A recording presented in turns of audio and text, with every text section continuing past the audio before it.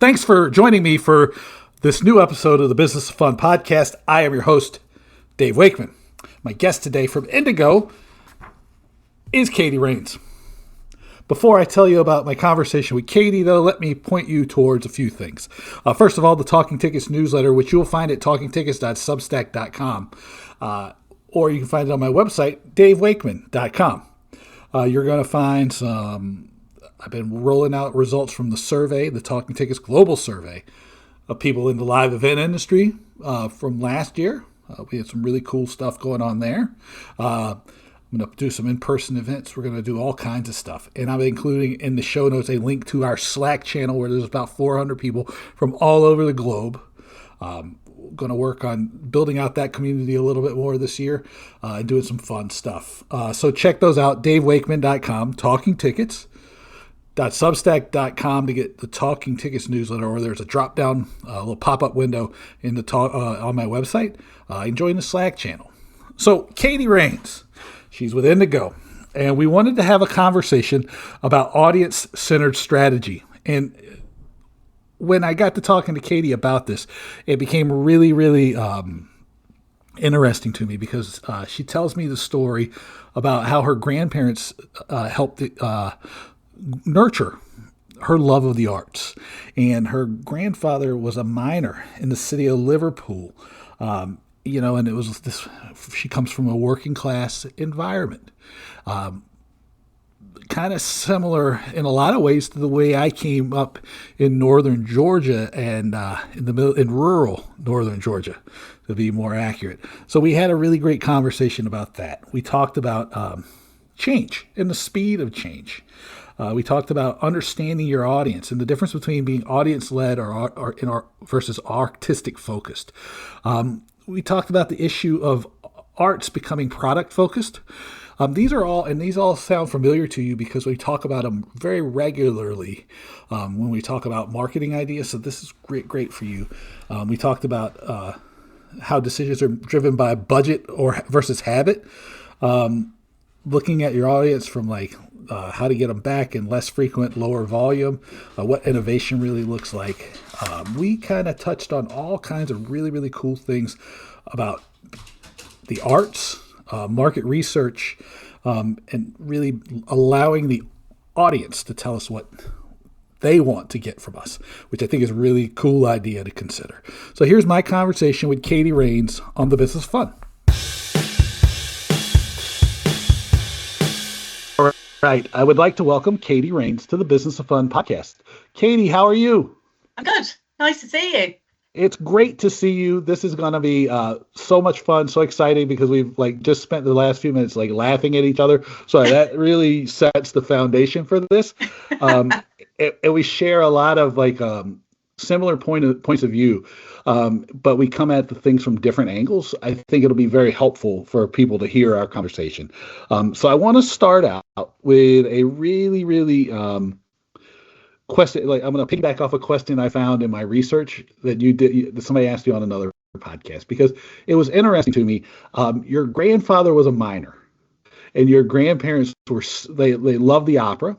But you didn't grow up in a background where opera or the arts or you grew up where opera and the arts were loved and encouraged and shared with you. But you didn't grow up in what the arts community might consider a traditional arts family. Would that be accurate? Yeah. And if so, what gives you that continued love of the arts? And I'll tell you why I'm asking that as the starting question in a second. Well, even though, my grandfather was a miner, my parents, I came from a working class background. They love music. They all love music, but it didn't have those sort of, nobody had formally been taught an instrument or they didn't have money to pay for lessons and stuff. But the combination of that and growing up in the city of Liverpool, which is, probably the world's most famous music city, I can say, because I'm from there. It's everybody was encouraged to believe that they were musical. If you're from Liverpool, you can sing. What do you mean you can't sing? You're from Liverpool. So, and there was also that in growing up in Liverpool, it was always that freedom that anyone can take part in music. You don't have to pay. So in some local authorities in the UK, you actually have to pay for a license to play in a pub or even on a street. In Liverpool, it was always free to play. So you had bands, everyone was in a band. Bands popping up everywhere. So for me, it was part of the fabric, but not in that sort of traditional sense of, I was sent for piano lessons and I did all of this. It was just part of life. We sang in the back of the car on the way to holidays, harmonizing and doing all of that stuff. It was just childhood fun. It was just part of my life. Yeah. I was really interested in this because, you talked about your grandfather was on a different podcast, and I forget the name of it now because my research didn't go that deep that I made notes. I mean, it was just like I put the bullet points here.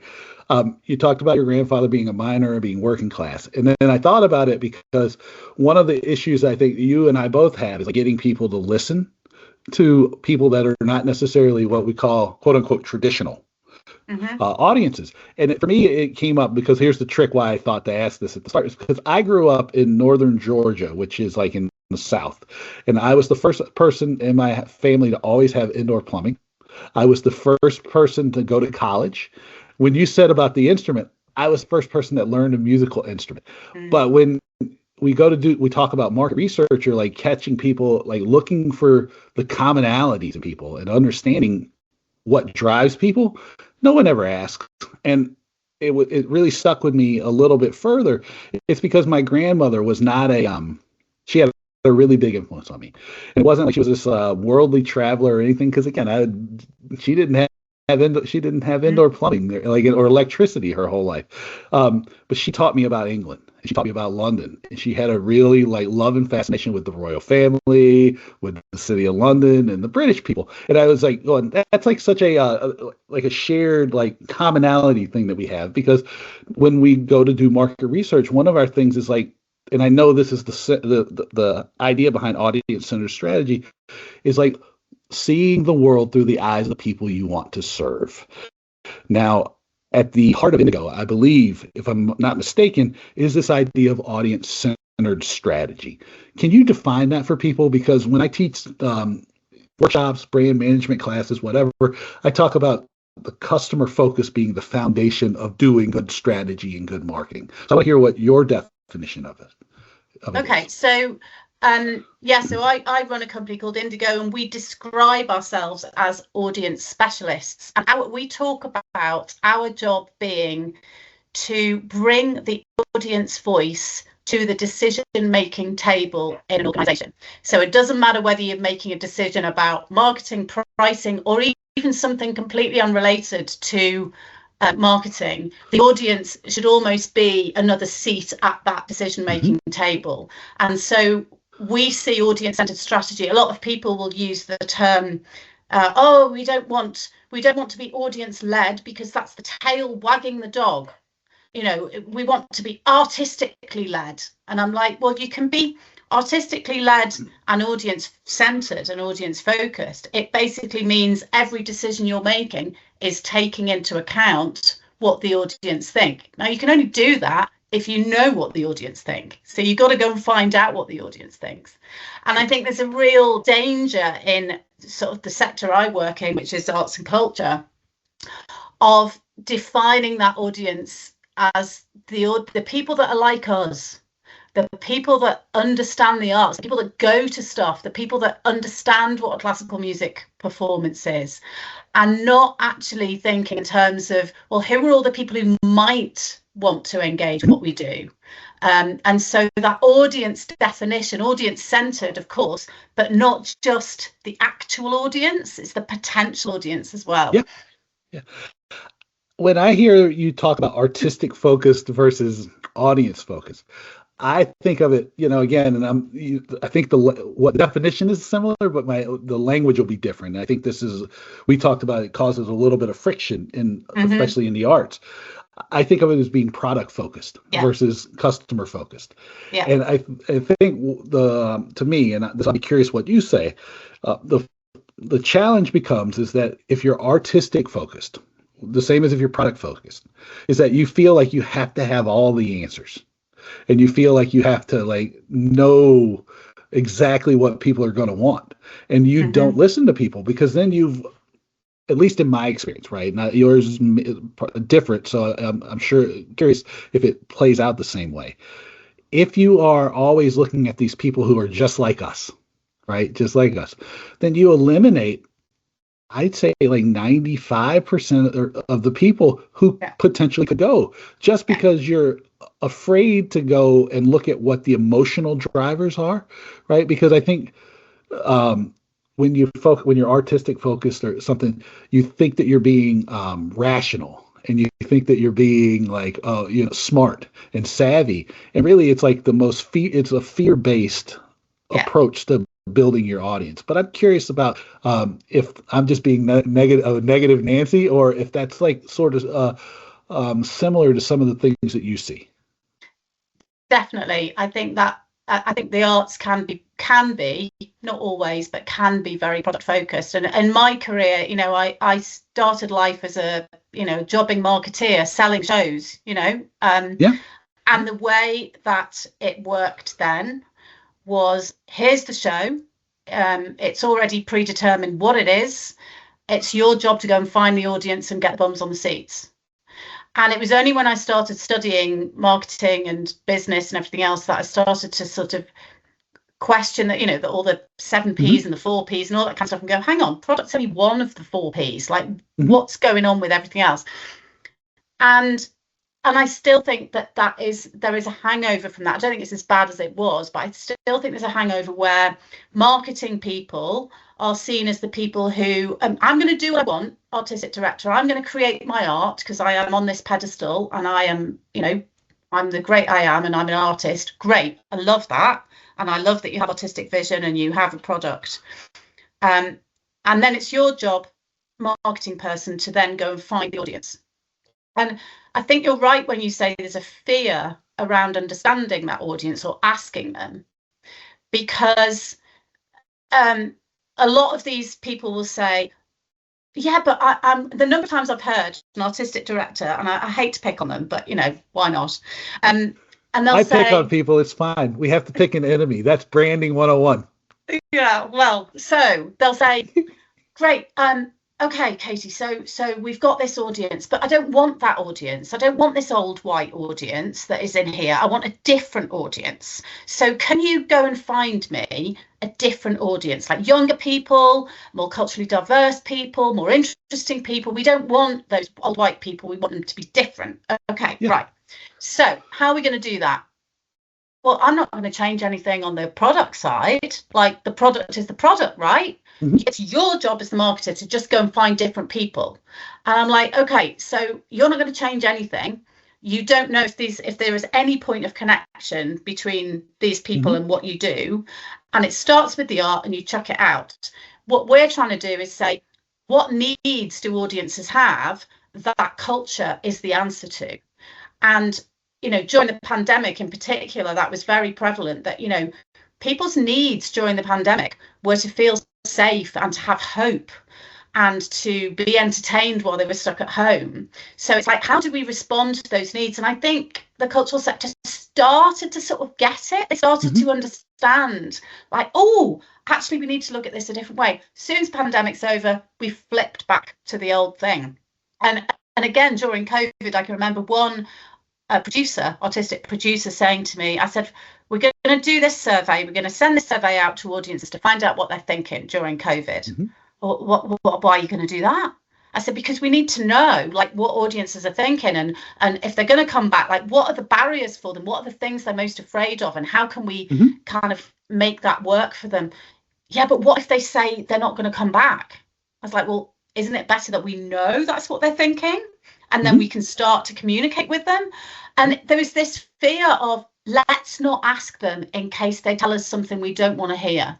And since then, I've spotted that so many times with so many people go, oh, I wouldn't ask that. Well, why? Well, because we don't want to know the answer. But what if they say this? Okay, what if they do? Then we've got a challenge on our hands. But it's like this. We don't want to know. Yeah, know.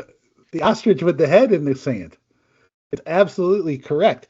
Now, I'm curious, because as you were talking about this too, I wonder if some of this reluctance to listen to the audience and some of this like kind of you call it like it flipped back after COVID. Um, I know that in America, cost of living is out of control, and I know in England, the cost of living is out of control. I don't actually know many places where the cost of living hasn't been an issue lately. Yeah. But do you think some of this reluctance is built on just the strain of budgets and the reality, is like we don't want to ask these questions because we're already facing so many struggles and we just don't know how to deal with one more? Or do you think it's just sort of a habitual thing, like a repetition thing, and just sort of falling into the same old patterns? I think the two things are linked. So I think the budgetary constraints have inevitably put us into let's batten down the hatches and let's get into kind of preservation mode, because we can't afford to take risks because it's all too difficult because of the cost of living crisis. Mm-hmm. But at the same time, audiences have not come back in the same numbers since COVID. Lots of audiences have aged. The ones who are coming back less frequently, which may be a combination of COVID and cost of living. So we've now got dwindling audiences. We've got real problems getting audiences in the volume that we had before COVID, but we're reluctant to take any risk to try something new because it's not going to work straight away. That's long-term strategy, and because I would argue that we weren't laying down those foundations for long enough before COVID. Mm-hmm. We weren't doing that work then. We're really kind of in a bad place now because we need to innovate quickly. Mm-hmm. And we need to change things quickly, but we haven't got the budgets to fail. So if we do try something, it's got to work first time. Now, we all know that's not how innovation works. That's right. Innovation works by throwing lots of jelly at the wall and seeing what sticks and failing fast. And unfortunately, we're in this horrible situation, I think, where because budgets are tight, because we're risk averse, because we're just trying to stick to what we know works or what we think works, mm-hmm. we're in here and we daren't do anything that might fail. And I've been saying to funders and Arts Council and other philanthropists and stuff, the best thing you can do for our sector now is to give people money to innovate and fail and allow them to try stuff. That's where we need the money to go because they can't afford to do it themselves. And unless we innovate, we will die. It's interesting to me when both parts, the innovation part, because I know we should have a similar belief in you have to innovate. You start with small testing. That's really the foundation of market orientation or audience-centered strategy is you test, you find out what worked or what didn't work, you test again, and you kind of it's a virtuous cycle. Yeah. But one of the things that was really interesting to me was you talked about if we weren't laying the foundations before COVID, then you talked about a long-term strategy, which again is like kind of my favorite thing to promote. I think people misunderstand what the importance and the power of brand building, because right now it sounds like everybody wants to play it safe. Yeah. And what you're telling people though is like when we needed to be building these foundations a long time ago, and they misunderstand or they don't know the balance that goes on between long and short, the long-term brand building and short-term sales activation. Yeah. And what people are seeing right now is the impact of no brand building and no strategy, because those sales activation things, those things that they think are safe, are becoming less and less effective. And therefore, it becomes more and more expensive to get the same or less impact from those same activities. When you're talking to people about either coming up with innovating now, because right now, people are panicked, they're in a crisis. Putting in place some of these thinking around this long-term strategy and the brand building, because the only path really forward is you're going to have to go back and, well, you can't go back. You start from today laying those foundations for the future. You know, I know it's a huge challenge, because it's a huge challenge for me. I'm sure it's like, similar for everybody, because I know it is, because we always talk about it whenever I talk to people. How do you have that conversation with people? Because I think that they miss how important that is. Well, the first thing is, I think you have to face the reality as it is now and not keep harking back to how it was. So I think you need to be listening harder to more voices in the audience and the potential audience. So I think, as I say, in the past, I think we've been guilty of perhaps just listening to the most frequent attenders, the people who are closest to what we did. You know, they're the ones you see in the foyer when you're greeting people of an evening, and those are the people that have the chief exec's ear, and and she thinks that's the audience, and it's not. It's about 2 or 3% of the audience. Now, they were coming very frequently, so all the rest of it. But there's this whole swathe of other people. And I think, we're still having people basing decisions on sales patterns that are 5 years old, that are pre-COVID, and not looking at the reality as it is now. We're not looking at the world in which we exist now in terms of all this other competition for people's time. The sofa is the biggest competition for people's time. We're doing research a lot with organisations where we're trying to understand the impact that going to a live event has on people. And it'll be the same for a sports event as well, I imagine, that the things they're saying they're getting out of that experience are not, oh, I have learned a lot about opera, or I really enjoyed learning about that story of that person in that play. They come out going, oh God, I managed to escape.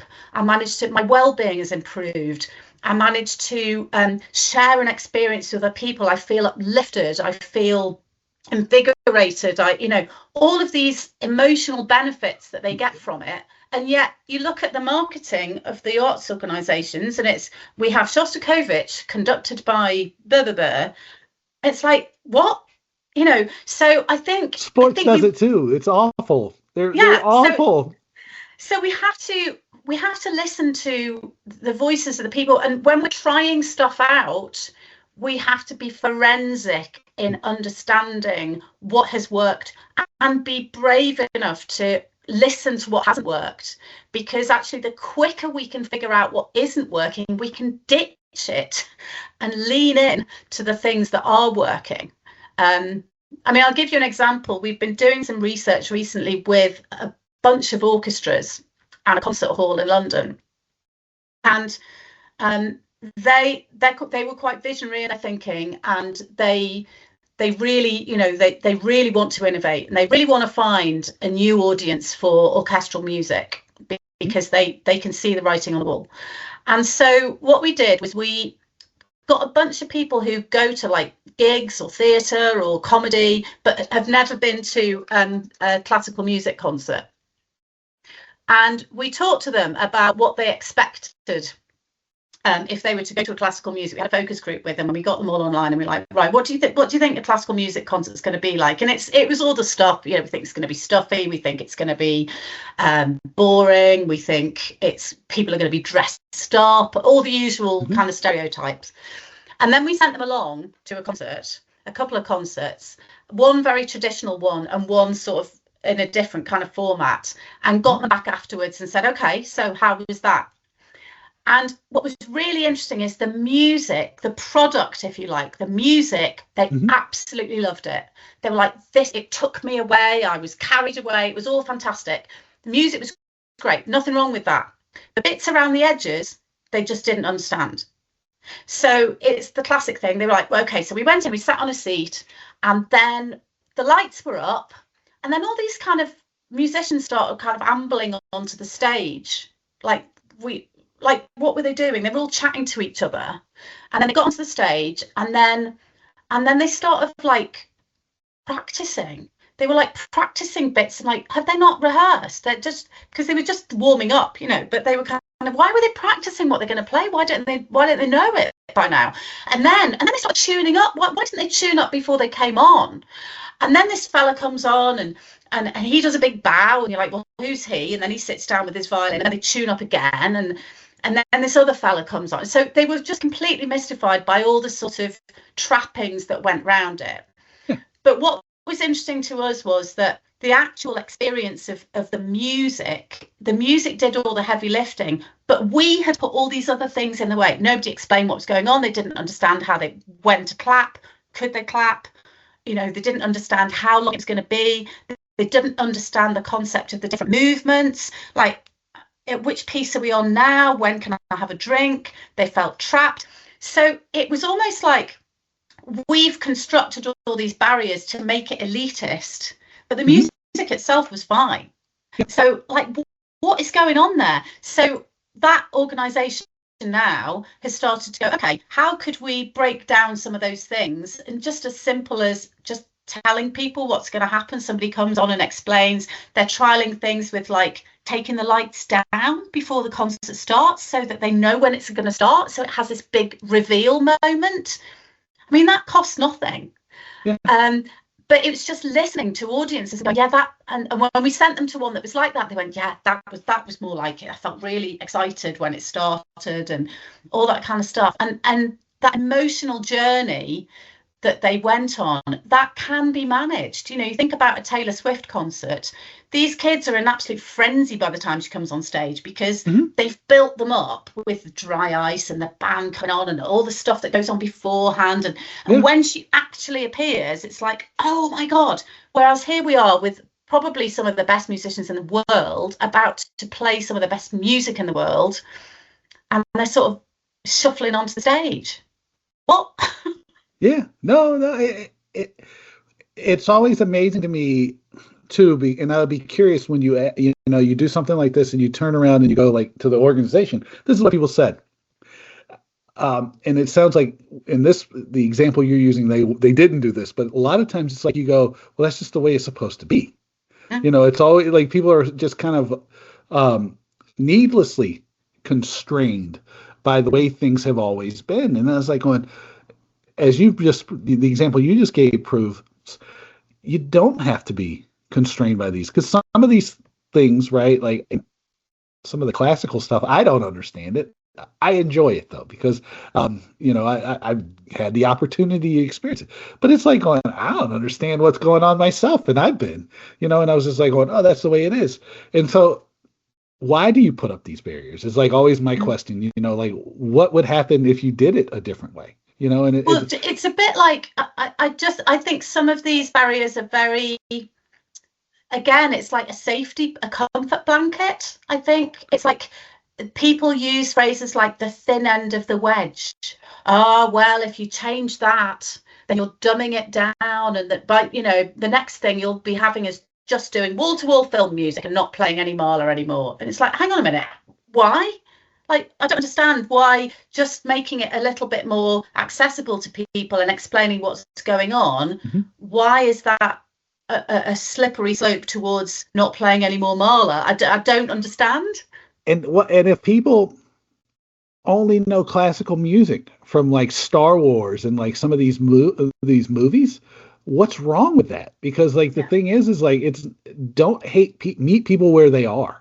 Is my thing. It's like, if somebody loves the orchestrations of John Williams because they've experienced them in the movie, those things are emotional, they're powerful, they're well constructed, they will stand up.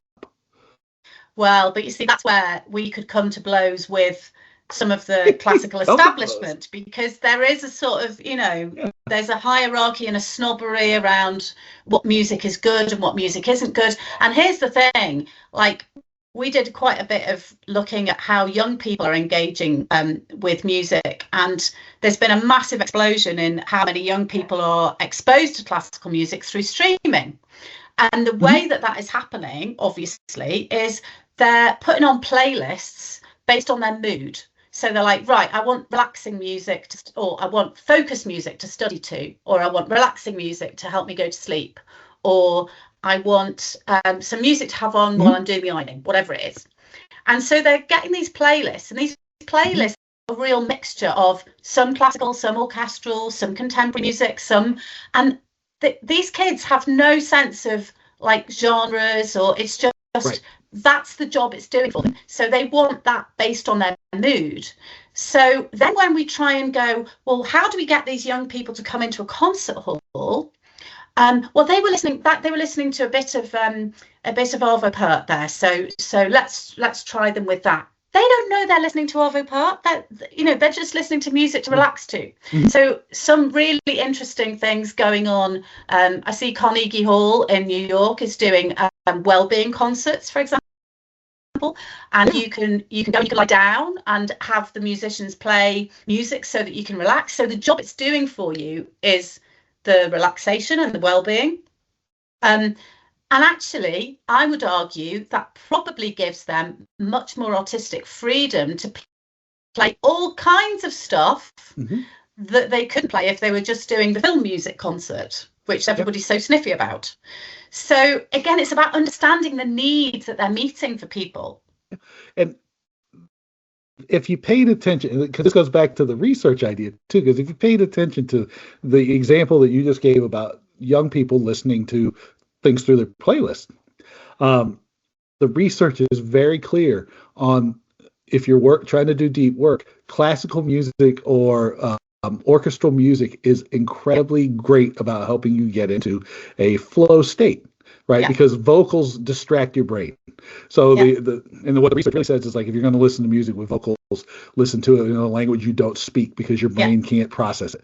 Yeah. But if you package it like well-being or focused or, whatever these different tags that get played in your streaming service or, that you're listening to, you'd have tremendous freedom because you probably even have, like you said, freedom to stretch.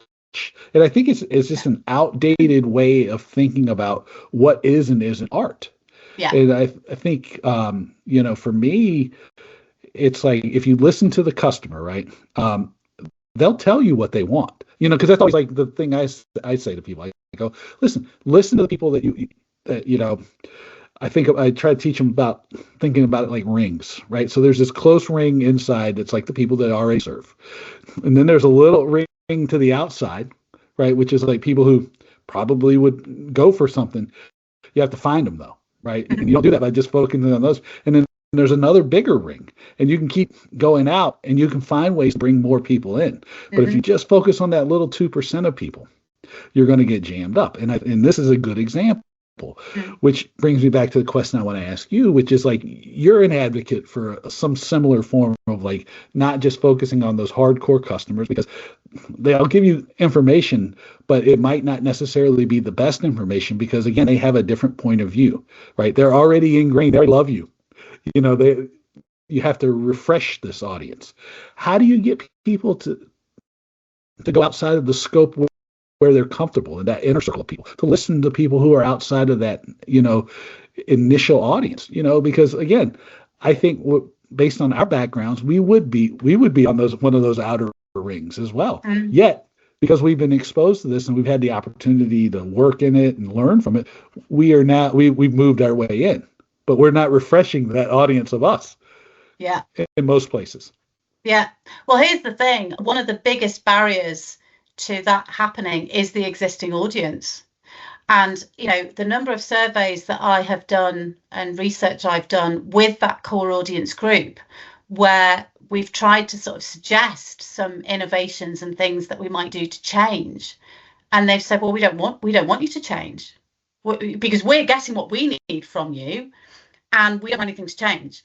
So there've been examples where others have been allowed in, and existing audiences have made them feel very uncomfortable for being there. And one of the biggest reasons I have against that people give me against asking non-attenders or outsiders, if you like, what would get them to come. The biggest reason is, but what if they? What about our core audience? Like, will doing this innovation thing put off our core audience?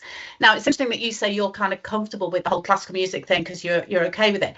But would you be any less likely to attend if they didn't do all that stuff?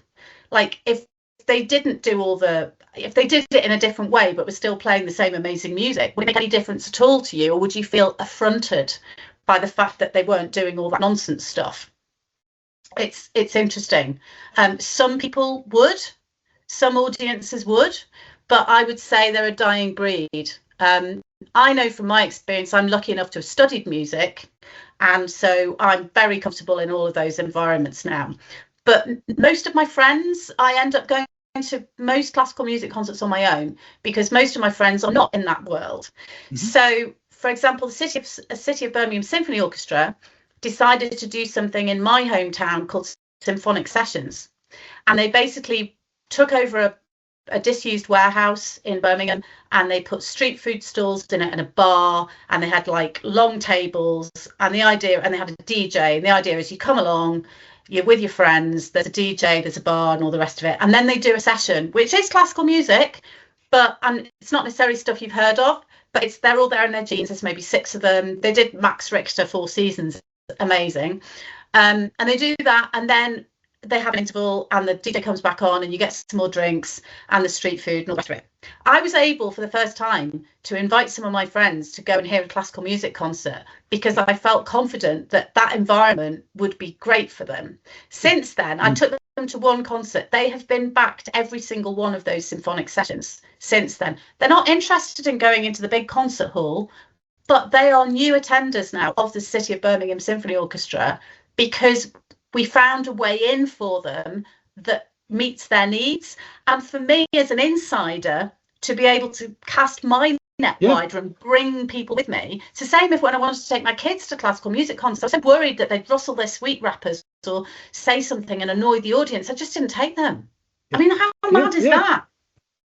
There's a lot of that, and it's a different example, but it's similar because I was telling you before, it's like I make because you're a Red and I support the Spurs, but we took my son and we went to a game at Wembley, and then I was like going, oh, I don't know if my wife's going to want to go because like she doesn't understand the whole thing, but then I was like going, well, screw it, we'll take her anyway, and she went and she loved it, and she talks about it to anybody, and it's and the parts about it that she liked was she liked the people, she liked the atmosphere. She didn't understand the game really all that much, but she didn't care. It was like she goes, the people were singing and like, all the songs, and like the people had so much like flavor, and like the culture around it was all great. And then now she loves the game, and it's like so you have to meet people where they are. Right. And it's like the symphonic sessions is a great way of doing something like that because again, I think that the barriers feel incredibly insurmountable for people when they're new. And again, we're talking about the arts, but we could be talking about sports, theater, anything, right? We can talk about it. Does even just going to a museum, right? It can be that problem. And so your job, if you're marketing or selling these products, we'll use the business language since that's what I teach most of the time, is to take this and make it seem like just an obvious thing, or seem like something that like I'm willing to take an attempt at. You want to make it seem like something I could try, and I think that I'm gonna check out the symphonic sessions when we're done because this sounds awesome. Because I would like to take people to something like this because or even go myself because it's again, I don't necessarily care for the huge productions and having to go to like the big opera houses all the time. Sometimes I just want to like go. I like something that's a little more high energy, a little more, like invigorating, and experiencing it in a different way. And it's, so then the curious thing I will get to ask you is like, how do you get people to a point where they think like this? Because I know we have research, right? And we talked about like the talking ticket survey. We talked about some of the stuff you do, especially and I'm sure it's easier with the people you partner with, as opposed to, because they're already inclined to think about the research and go like, well, let me look for the answers. But there's still a reluctance. So how do you get people to, take that first step, right? Is there like a way that you can get people to innovate in small ways? Like to start down the path, like where it doesn't feel so dramatic and so dangerous to innovate. Yeah, I think the first place to start is understanding that the product isn't just the bit on stage in our world, in the cultural world. The product is everything from them setting foot in the door. The experience is the product. Okay. So we talked about, it was really interesting. We talked to some of these orchestras about the needs of the audience, one of the needs being to relax or for well-being, and some of them wanted to feel uplifted or whatever it is. And so they started just putting labels on the different concerts based on the pieces that they were playing, and they just started going relaxing or uplifting, and I was like, no, you can't just leave everything else the same and go relaxing. Like, if you're going to really lean into a mood-based concert, a relaxing concert, if you go for a spa treatment, right, you don't turn up and there's blaring music as you go in, and then the relaxing bit is when you set foot inside the treatment room. From the moment you walk through the door, it's like there's the jingly bells and there's the nice spa music and there's the smells, and then there's the little room that you sit in and they bring you the special tea and they sit you down and immediately start going, oh, I feel all calm. And then there's the massage bit that you have, the spa treatment, but then you come out and you go into the relax room. I'm like, okay, so what's the kind of performing arts equivalent of that? And maybe I'm being very silly, but you can't just go relax, just sit there and relax. You've got to create the environment. So what would that look like for us? And it's really interesting, the Carnegie Hall one, because actually that is quite a sort of small experiment in that sense, in that they did it with quite a small number of musicians and people lying on yoga mats and all that kind of stuff. And people have started it in smaller ways. So City of Birmingham Symphony Orchestra started that in a very small way, quite low cost, with a small number of musicians. The London Symphony Orchestra are doing something called the 6:30 fix, which is at 6:30 after people have finished work in London. It's an hour long. People know it's an hour long. They know they can take drinks in. It's very relaxed. All the musicians are casually dressed. They know it's the opportunity. Somebody's going to tell them about the music they're going to listen to. It's like a discovery concert. So it might be based around one particular composer or one type of instrument, and somebody will explain what they're going to hear. They get all the information on their iPads to sort of see what pieces they're playing. So I think it's about taking all the learning that we have from what we know customers and audiences want, and trying in very small ways to kind of give them that, and then see if it works. I don't think it has to all be really high cost, but designing it from the door through to them leaving the door, not just that moment. Because at the moment, definitely with classical music, I think there's a danger of thinking that the repertoire, the actual pieces they're playing, are doing all the heavy lifting. Like, you want relaxing, we play that. You want uplifting, we play that. No. It's more than that. And I haven't quite seen that in the way that I think sport has done that really well. So when I go to Anfield to watch my beloved Liverpool, from the minute I walk through the gates of Anfield, everything is designed to hype me up and get me singing. So they have amateur musicians on little stages. They have buskers around, all singing Liverpool songs and all doing their bit. And then in the bar, you get to the bar and there's a busker in the bar. So you're already singing in the bar. So by the time you get into the stadium, when that You'll Never Walk Alone song starts, we are all warmed up. They've done a warm up. They've done a classic choral warm up with all the people, all the fans. By the time we get in there, we're emotionally ready, we're vocally ready. And so that's why Anfield singing You'll Never Walk Alone is the best sporting experience in the world, because they've created that whole environment. And sport have worked that out, that, all of that needs to work. I don't think we're anywhere near that in the arts yet. Yeah. The way I would only have one issue with the way you explained it. And I would say that it goes beyond just that part of the experience. The way I teach it and teach it to people is there's 3 levels of the product. Right? There's the product that you give people, which is the ticket, right? Then there's the value they get, right? Might be emotion, some kind of emotion. Yeah. But then there's the augmented product, and that's all the things. Like, so yes, like you talked about going to Anfield or going to, from the moment you walk in, but it's even the website. It's like the social media presence, all of these things, because they can all build anticipation and Yeah. engagement and like that sort of magic that you need Yeah. that happens when you go to live events. But you Um, can't, if you're going to create that, then you can't then have on your website, there's this concert and it's Shostakovich 5 with this conductor you've never heard of, and right, sell it. because You can't nobody sell it like cares. that anymore. Yeah, most people don't care. Like No. Well, 95% of people don't care, or well, probably they don't know more who than it is. 99. Yeah, exactly. It's, it's, I use like really, probably like I force feed this example that I use, of like a guy coming to me and making a connection with a guy who was like trying to open a new business relationship with, a potential client, and he wanted to take him to a Yankees Red Sox game at Yankee Stadium when I lived in New York.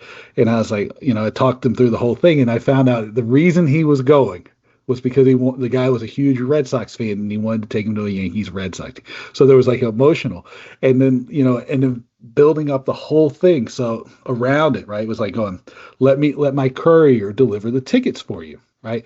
And I'll put a little thing in there. Right. And like, like a little gift and like all these touch points throughout, to Yeah. like make it so that everyone was like building up the anticipation and the excitement. And instead of like just any tickets you can get, let me get these tickets because these are going to be really, really great. They might cost a little bit more, but this is important to you. Yeah. This is worth it, and like all those different things, and realizing what matters to people and then serving that up, because to me, that's innovation, right? Is like Yeah. listening to people and then understanding what they need and want from an experience, and then offering them ways to, feel that emotion, to feel that connection, to deepen that connection. Because again, the big lesson I try to teach people is like, you're not the customer.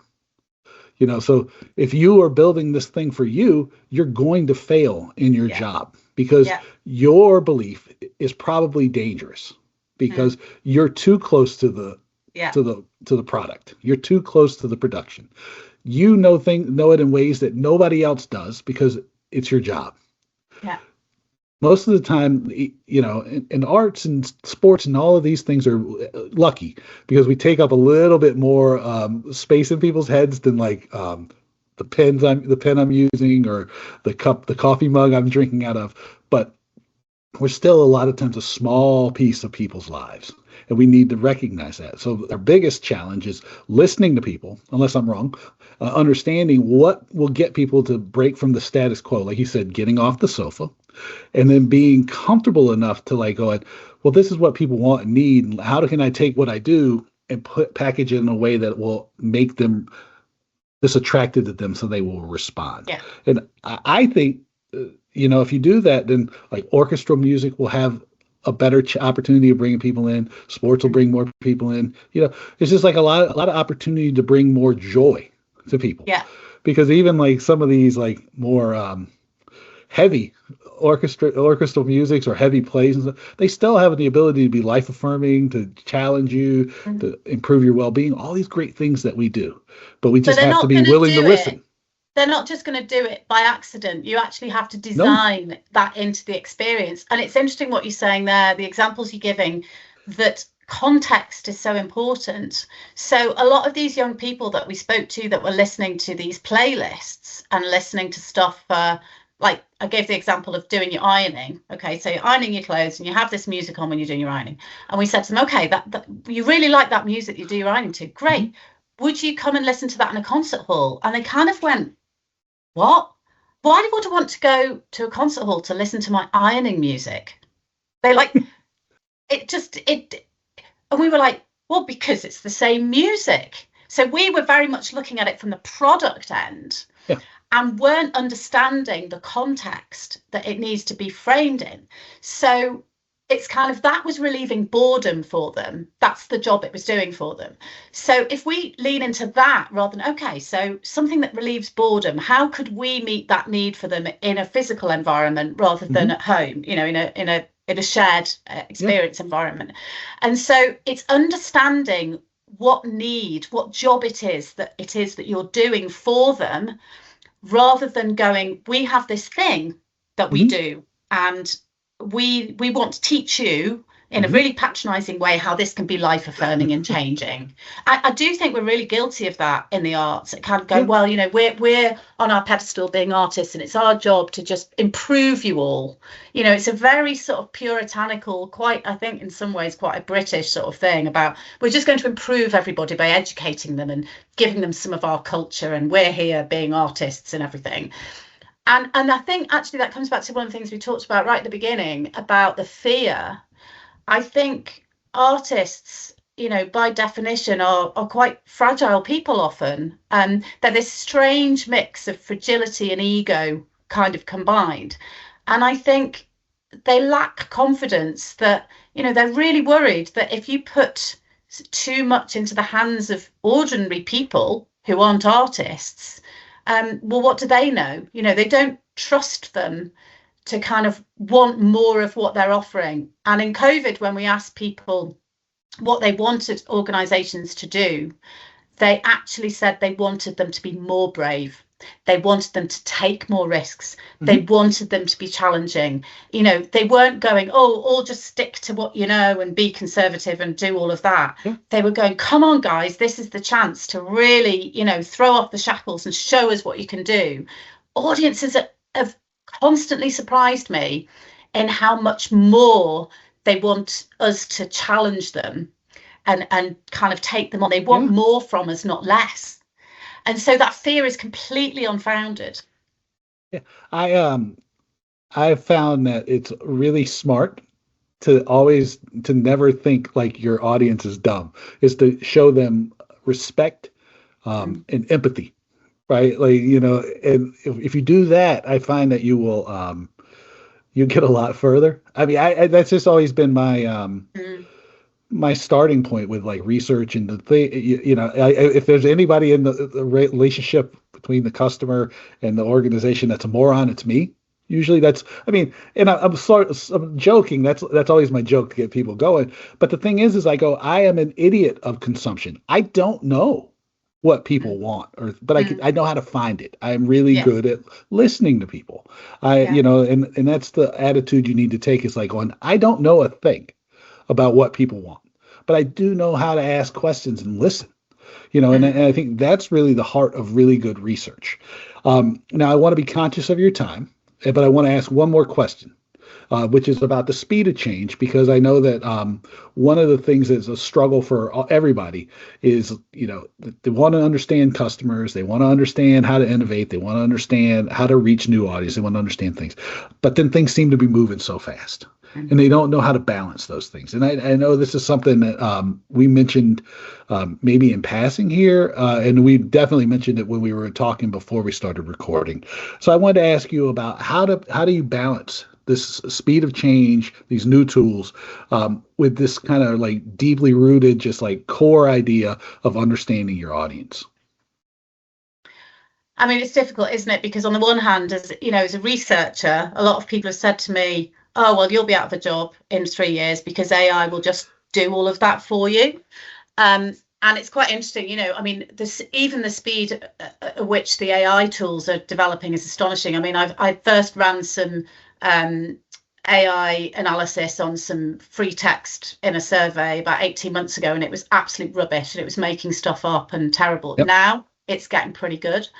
But I think as ever, it's about using those tools, but training those tools in a way that's going to be useful to us. And I think my worry is that we end up replicating with AI what we've been doing in the human world and just listening to the voices that shout the loudest. So for me, it's about creating ways of using AI and those sort of tools to challenge our thinking, to question. So I've created an agent who's a bit of a grumpy theatre manager. And when I write my proposals, I get the grumpy theatre manager to read them for me and basically criticise them and say, well, that's rubbish. And it has improved my proposal writing. And I think if you have the attitude that you really want the dissenters, you want to hear those voices that are counter to your normal way of thinking. If you have that mindset, I think things like AI can be really, really useful. But as we've been talking about, for, most of this session, a lot of people don't have that kind of appetite and hunger and curiosity and that they've got the fear and they're like this, they don't want to know, then AI is not going to help you with that either. It's just going to reinforce everything that you already think. Yeah. So, but I do think one of the things that we're trying to do more of, which I don't think happens in our sector, I think it happens a lot in retail and other sectors, is pre-testing stuff. So we now have an audience panel, for example, that we've built of cultural consumers. And we've started making that available to cultural organisations. Say, look, you've got an idea for something that you might want to try. Here's how to de-risk it. Let's chuck it out to these 20,000 cultural attenders and get their feedback before you even progress it as an idea. Is this something they might fancy? And then when you get to the next stage, when you kind of go, oh, what might it look like? Let's develop 3 different versions of what that might look like, and let's ask them about that. And let's, before anything is even been planned or conceived, we can start to de-risk. And it's only by doing things like that and iterating in that almost that virtual space before something gets into reality, we could de-risk a lot of that, and really the amount of jelly that we'd have to throw at the wall could be a lot smaller, a lot less clearing up to do if we can de-risk some of that. And then as we progress, as I say, bringing that audience voice into every stage of the decision making as you go through could really help that innovation piece and mean that we don't have to spend lots of money and fail and then go, I'm not allowed to do anything else because that failed, and I've run out of money now and I've been told off for it failing, which is what happens. Yeah. I think that, to me, right, and I'll be curious, I guess this will probably be the last question, because again, I've already gone over our time here, and I could probably keep going. My thing about research is that it always helps you to feel, to break that feeling that you have to have all the right answers. Because in the way you described it just now is like de-risking things. Is like every step of the, is like going, if every decision you make is filled with if I'm wrong, then it's a catastrophic mistake, then you're going to struggle to make innovation happen. Yeah. And innovation can be as simple as the way people get into and get out of your theater, as simple as the way people are greeted. I remember my first job, not my first job in entertainment, my first theater job, I worked for the Seattle Theater Group. And the guy hired me, and I wish I remembered his name because it was one of the all-time great lines for me. He goes, "You have a friendly face." And he goes, "I want, this is what I want people to be greeted with, is somebody," and that was really my job. It's after the ticket takers, I would be standing there kind of, I don't even know what the term would have been for, just saying hello to people was the big thing. And that's innovation. Yeah. Right? And so you can do little things, and these little things add up. And if you start doing some little things that work, it gives you the power of your own self-belief, but also internally to create more change, and so the research that you or I would advocate for helps you understand what those little things are that'll pay off, to help you do the big stuff, because it's a muscle that you can develop, and research helps you. It's like going to the gym for your brain. Exactly. My favorite story about greeting people was a hotel, a really posh hotel. I can't remember where it was now. I think it might have been in Rome. No, it's London actually. And what they did is when you go to these hotels where there's a fella on the door usually a revolving door at the very front, and you're getting out of your car and you're getting your luggage, and his job was to ask you if you'd stayed at that hotel before. Okay, welcome, nice to see you. Have you stayed with us before, sir? And you would say yes or no. And depending on which side of his hat he touched, the fella on the reception desk or the woman on the reception desk knew the next thing to say when the person came to the desk. So the person comes to the desk and he says, Mr. So he says, what's your name? Mr. and Mrs. So-and-so. Welcome back.